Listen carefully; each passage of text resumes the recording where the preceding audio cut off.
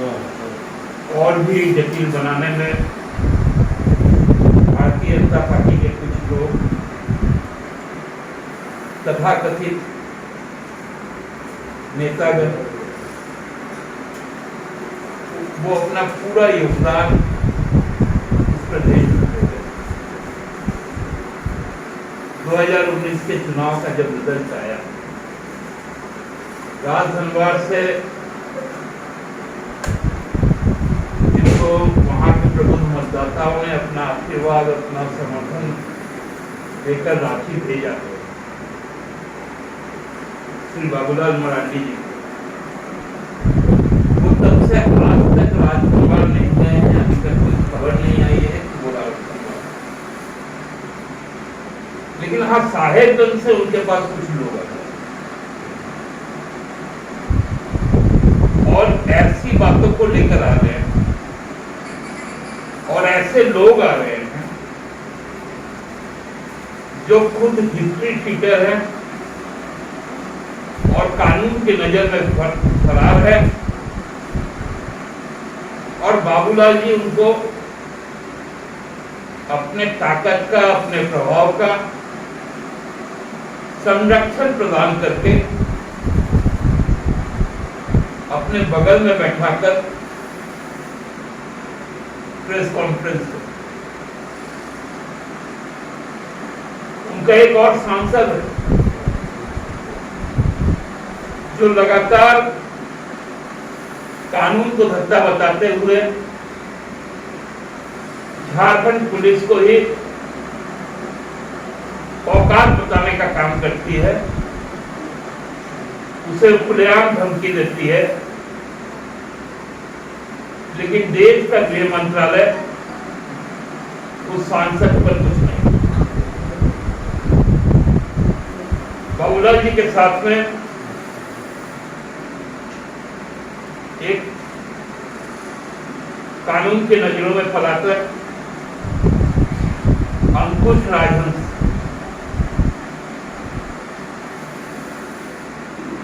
उनके बारे में कुछ बातें आप सबको बता दें।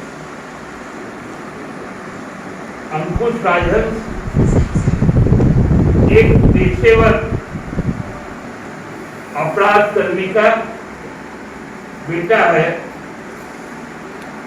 जिसका एक लंबा हिस्ट्री थी। रघुवर शासन में, भारतीय जनता पार्टी के शासन में इन लोगों का इतनी ही आतंक था कि वो एक आईएएस पदाधिकारी साहेबगंज के जो एसडीओ थे, उनको और उनके अंगरक्षक को 2 घंटे तक बंधक बनाई, क्योंकि वो अवैध खनन को रोकने के लिए उसके साइट पर गए।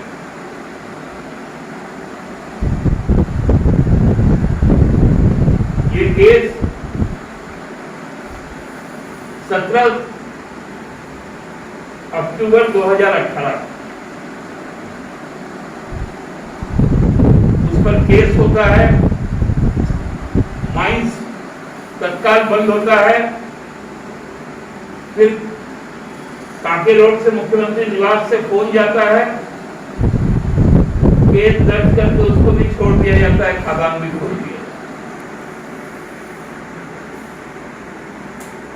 ये प्रकाश चंद्र यादव जी उर्फ मुंगेरी राम, जो अंकुश राजहंस के पिता है, ये इतने बड़े अपराध कर्मी हैं कि पटना के कंकड़बाग में 26 जनवरी 2014 सरेआम गोली चलाता है, एक छात्र की मौत हो जाती है। तत्कालीन पटना एसपी मनु महाराज उनको गिरफ्तार करते हैं, 6 महीना बाद जेल से वो बेल पर। ये नीतीश राज का उनका है। वैसे व्यक्ति देखिए, उनके जो अभी तक 12 धाराएं, 12 केसेस दर्ज, उसमें 6 केस रघुवर जी के शासन का, लेकिन वो कभी गिरफ्तार नहीं, क्योंकि बाबूलाल जी का उस समय भी उनको संरक्षण था और गोड्डा के सांसद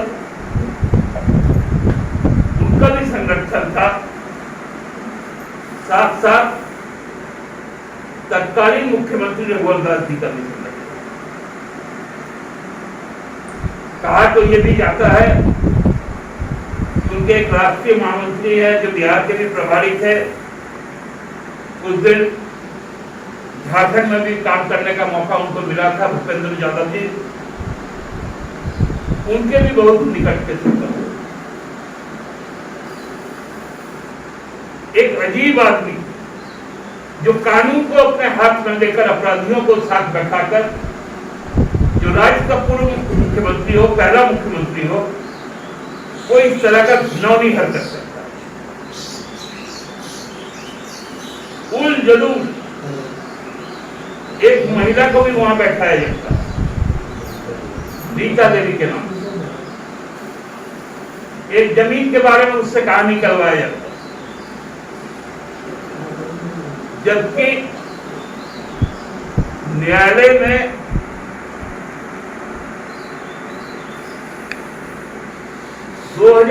में ही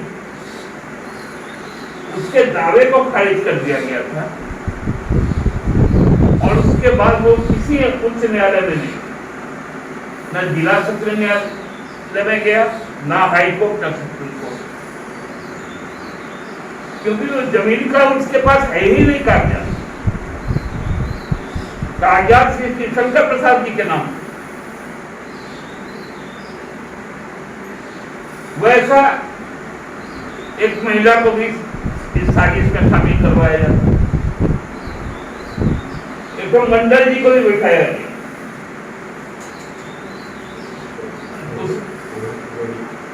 कौन मंडल है? नहीं सुने, बड़ा पावरफुल मंडल है। उसका भी वंशावली, वो जो वंशावली दिखाता है, जिसको सत्यापित सक्षम पदाधिकारी करते हैं, उनका कहीं नाम नहीं है। एक और मजेदार व्यक्ति उनके साथ बैठता है, पिंटू शुक्ला, उनका नाम है मुकेश शुक्ला। तो वो भारतीय जनता पार्टी का कुछ पदाधिकारी भी, उसके बारे में प्रशासन का यह मानना है, मैं कब की बात कर रहा हूं, 2018 की, जब सरकार रघुवर दास जी की, कि उनका जो मकान बना हुआ है, वो मकान एसपीटी सप्लीमेंट्री प्रोविजन एक्ट 1949 के धारा 20 एवं 42 का उल्लंघन करके मकान बना हुआ। ये उपायुक्त पाकुर ने अपने अंतिम निर्णय में लिखा है कि उस मकान को यथाशीघ्र ध्वस्त किया जाए। तो बाबूलाल जी के हाथ के बगल में बैठ जाता।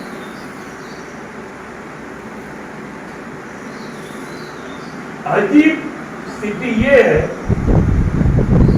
कि यदि साहेबगंज में किसी भी तरह की कोई अनियमितता हो रही है या माननीय मुख्यमंत्री के नाम पर कोई यदि किसी तरह का गैर कानूनी काम कर रहा, तो उसका सबसे पहला विरोध विपक्ष में होने के कारण भारतीय जनता पार्टी को निचले स्तर से करना। अभी तक साहेबगंज जिला से या उस जिला से जो जनप्रतिनिधि चुनकर विधानसभा में आए हैं, उनका इस संबंध में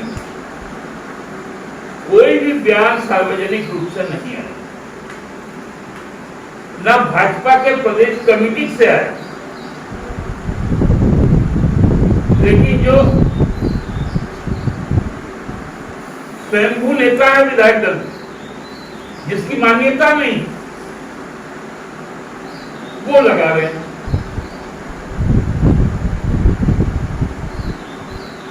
एक लगता है एक ऐसा साजिश कि बाबूलाल जी रघुवर दास जी को बदनाम करने के लिए इस तरह का आरोप लगा रहे हैं, ताकि सरकार जब इसकी जांच करे तो उसके जद में फिर से रघुवर दास दिया। बाबूलाल जी की मंशा तो यही है। नहीं तो 2015 से लेकर 19 तक के मामले को वो क्यों सामने ला? भाजपा को तो इस बात को समझना चाहिए कि ये प्रहार सही दिशा में रघुवर जी की तरफ। मैं आपको बता दूं,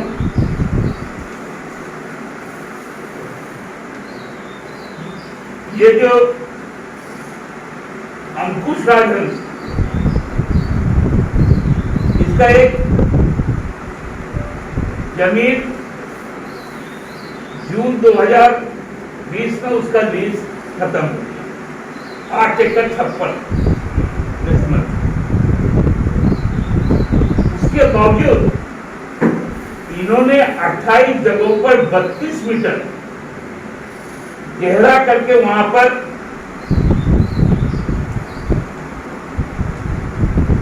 एक्सप्लोसिव डालकर उसका एक्सप्लोरेशन का काम किया। डीसी का जांच छिन गया और उस पर इलीगल माइनिंग और एक्सप्लोसिव एक्ट के तहत मुकदमा दर्ज। बाबूलाल जी को ये सब मालूम नहीं था क्या? मैं तो दावे के साथ कह सकता हूं कि साहेबगंज जिला का कोई एक भी भट्टा, कोई एक भी क्रचर झामुमो के किसी भी कार्यकर्ता, किसी भी स्तर के कार्यकर्ता के नाम पर हो या उसके रिश्तेदार के नाम पर, तो बाबूलाल जी उसका खुलासा है। और मैं ऐसे 50 लोगों के नाम बताऊंगा जिनका सीधा संबंध भारतीय जनता पार्टी के साथ है, उनके सक्रिय सदस्य और जिला से लेकर प्रदेश तक के पदाधिकारी।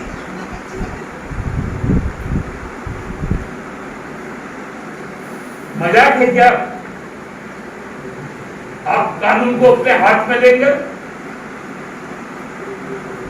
प्रथम मुख्यमंत्री होने का ये आपको कौन सा अर्थ मिलेगी?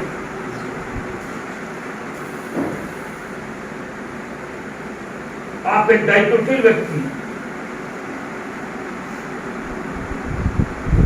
जब एसआईटी का जांच चल रहा है, उसके कई सैंपल्स सीएफएल हैदराबाद को गए हैं। उस बीच में जांच को गलत दिशा में भटकाने के लिए आप एक नया कहानी जोड़ लेते हैं। हम लोग तो शुरू से कहते हैं कि सीबीआई क्यों? आप लोगों को यदि चाहिए कि इंटरपोल से भी हो तो उससे भी जांच करवा लेंगे, लेकिन रूपा तिर्की को न्याय दिलवाएंगे। उसकी दुखद मौत का पर्दा का दर पर्दा हटाएंगे। आपको घबराहट किस चीज का? यही बाबूलाल जी हमको याद है पिछले वर्ष सिद्धू कानू एक वंशज की निर्मम हत्या हुई। देश भर के 11 सांसद, आदिवासी सांसद उसके घर में गए थे भोगनाडीह। उसके बाद सीबीआई जांच की मांग थी। हमारे मुख्यमंत्री हेमंत जी ने उस जांच को अनुशंसा कर दिया सीबीआई को। आपको मालूम है सीबीआई ने जांच करने से मना कर दिया, बोला कि नहीं, जो स्टेट गवर्नमेंट का जांच है वही सब।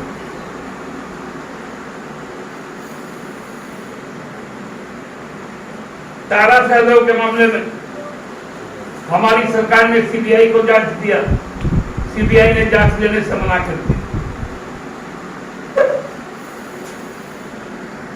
क्योंकि अब तो सीबीआई जांच वही करेगी जो पंडित दीनदयाल उपाध्याय मार्ग से जो जिसका संकेत मिलेगा सीबीआई। और जिस प्रकार से सीबीआई के बंगाल के मामले में सुप्रीम कोर्ट से लेकर कलकत्ता हाई कोर्ट तक जो स्थिति उत्पन्न हुई है, ये तो जांच एजेंसी के निष्पक्षता पर एक बड़ा सवालिया निशान।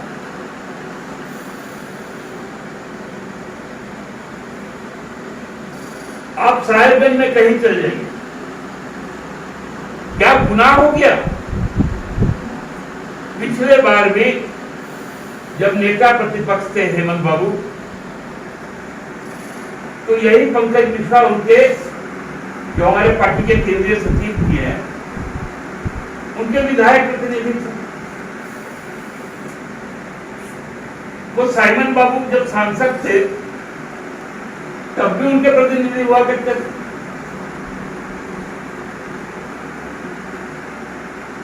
अभी भी वो विधायक प्रतिनिधि और पार्टी के केंद्रीय सचिव हैं।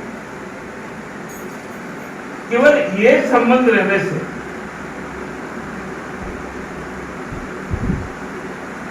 क्या आप उसको किसी तरह का अभियुक्त बना सकते हैं?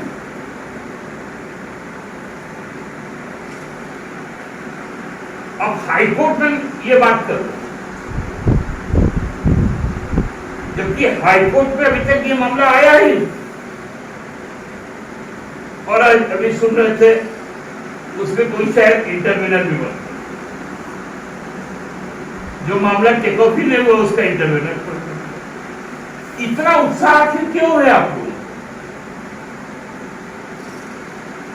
मुझे अभी भी याद है, मैं आप लोगों के साथ हमेशा बात करता था। पिछले 5 साल में रघुवर जी ने सार्वजनिक तौर पर 55 बार हेमंत सोरेन और सोरेन खानदान का जमीन का किस्सा आप लोगों को सुनाया। हर बार हमको लगता है कि आप लोग जाते समय फोटोकॉपी का एक मोटा दस्तावेज लेके निकलते। ये 55 बार आप लोगों को मिला। और मुझे खुशी इस बात की है कि मेरे मीडिया बंधु के घर में जो बच्चे हैं, उसका जो पिछला हिस्सा जो व्हाइट होता था उसको रफ कॉपी के तौर पर यूज, मतलब वो रद्दी का कागज था। इसी तरह बाबूलाल जी का भी अब हर लेटर, हर प्रेस कॉन्फ्रेंस अपराधियों के साथ होगा, रफ और फाउल करने वालों के साथ होगा, और किसी के साथ नहीं। आज यही सवाल जो बाबूलाल जी ने पूछा था उसका जवाब देने के लिए आप लोगों के पास आए थे।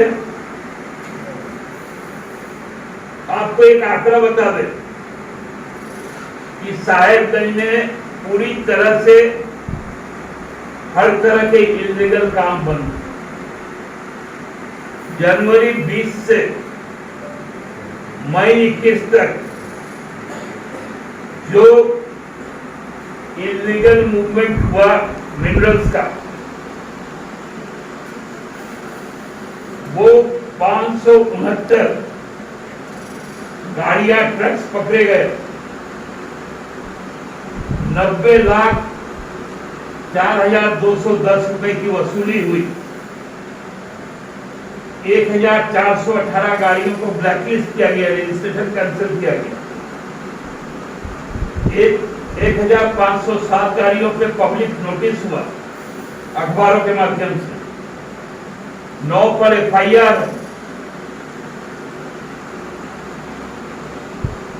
और 74 मामले न्यायालय में। ये साहेबगंज में यदि कोई इलीगल काम हो रहा है तो ये केसेस क्यों? अब छटपटाहट इसलिए है कि ये सभी केसेस भाजपा से संबंधित लोगों की गाड़ियों और उस प्रति गाड़ी जो आया जाता था बाबूलाल जी को, वो बंद। अब बाबूलाल जी अब न्याय छोड़ के आय की राजनीति करने लगे। गजब धीरे परिवर्तन हुआ। आप ही कहते थे कुतुब मीनार से कूदेंगे, कूदे तो आप हैं, लेकिन भ्रष्टाचार के दलदल। आपने जो कहा था मैं कूद जाऊंगा, आप भ्रष्टाचार के दलदल में कूद चुके हैं। और अब ये भ्रष्टाचार का जब परत दर परत खुलेगा, बाबूलाल जी आपका चेहरा और भी चमक के बाहर आएगा। अभी हम लोग कोरोना काल से लड़ रहे, विपरीत परिस्थिति से लड़ रहे, लेकिन हेमंत सोरेन सरकार भ्रष्टाचार पर चुप नहीं बैठेगी। हम लोग चुप नहीं रहेंगे। समय अनुकूल और विधि सम्मत हर कार्रवाई के लिए सरकार तैयार है। आज इतना ही कहना था। कोई प्रश्न आपके हैं तो वो आमंत्रित। पंकज मिश्रा का नाम आ रहा है, तो पार्टी और उनकी भी छवि प्रभावित नहीं हो रही है, फजीयत नहीं हो रही है। अब देखिए, अब तो इसीलिए जांच की बात हम लोग करते हैं। ये जो एक सोचा समझा साजिश पंकज मिश्रा के नाम से, तो भाई पंकज मिश्रा के खिलाफ यदि कोई पुख्ता चीजें हो, अचानक से ऐसे एक महिला को लेकर आते हैं कि उसका जमीन पर वो घर बना लिया, जबकि वो खरीदते फिर गड्ढा प्रसाद से जमीन पर घर बनाया। जब आप हर तरह से फेल कर जाते हैं, और चूंकि बाबूलाल मरांडी जी प्रथम मुख्यमंत्री रहे, तो आप लोगों को भी छापना पड़ता है, आप लोगों को भी चलाना पड़ता है। भाजपा उनको प्रतिपक्ष नेता बोलती है। आप लोगों को भी शायद लगता होगा कि ये व्यक्ति गंभीर है, लेकिन उनकी गंभीरता कितनी आज मैं आपको बता दिया। तो आज के बाद से निश्चित तौर पर हमको लगता है कि आप लोग ना बाबूलाल मरांडी जी को सीरियसली लीजिएगा, ना उनके किसी बात को सीरियसली लीजिएगा। दादा, आपने एक चीज बोली है के वाले मामले में कि CBI क्या गवर्नमेंट इस पर विचार कर रही है, क्योंकि बीजेपी लगातार ये बात कह रही है कि इस मामले की जांच हम लोगों ने शुरू में ही कहा कि ये जांच SIT के हाथ में, और देखिए SIT जब प्रारंभिक जांच करती है तो वो जो तथ्य अपना रख लेती है, और जब उसका रिजल्ट आ जाएगा, CFR का जब रिजल्ट आ जाएगा, जब मामला सामने आ जाएगा, उसके बाद आपको आपत्ति यदि कोई संदेह हो तो निश्चित तौर पे आप उस वक्त कीजिए। लेकिन जांच के क्रम में जांच को प्रभावित करने के लिए आप यदि किसी भी तरह की दबाव बनाते हैं तो वो अनैतिक और गलत है। यही तो जांच समाप्त ना हो जाए। SIT का खाली रिजल्ट का वेट, और हमारा SIT देवाशीष गुप्ता का SIT नहीं, तो जो जमीन पर एसआईटी बना और कुछ रिपोर्ट ही नहीं आया। हम लोगों का एसआईटी जो है वो क्रिमिनल इन्वेस्टिगेशन होगा और उसमें जो भी सामने आएंगे उसके बाद यदि उनके परिवार के लोग, हाँ बाबूलाल जी के कहने पे तो